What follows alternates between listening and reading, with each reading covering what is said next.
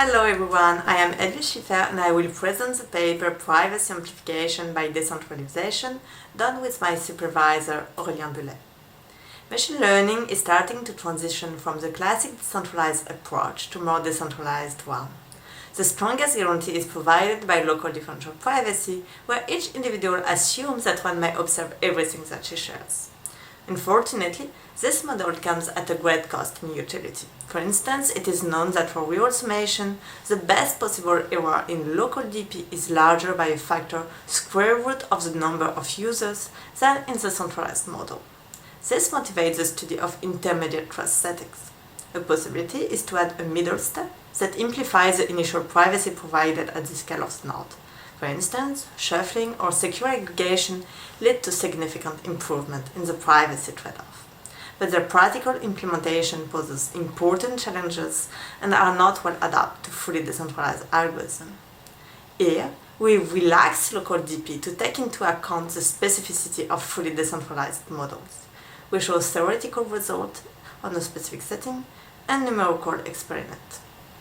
So let's consider n user represented by nodes in a network graph where an edge indicates that user can exchange messages. Each individual possesses a private database.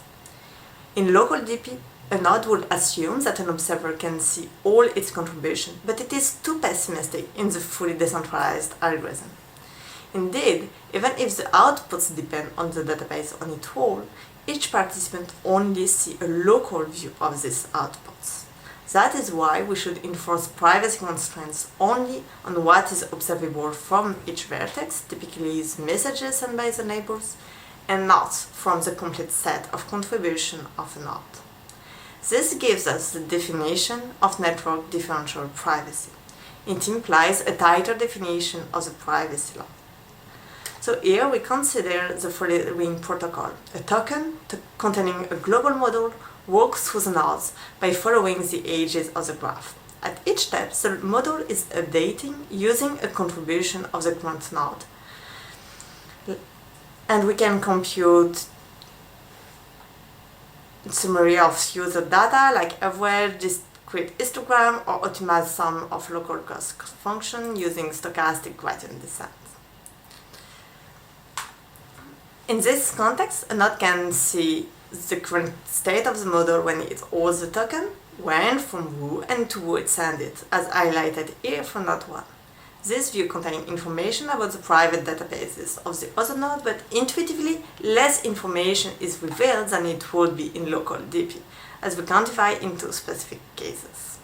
When the token follows a deterministic ring along all the vertices, considering network DP nearly bridges the gap between local and centralized DP.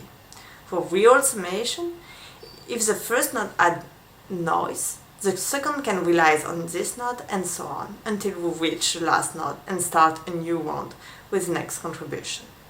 If everyone adds noise, it will also sum up between the different nodes inside the round, leading in both cases to an improvement of square root n compared to local DP.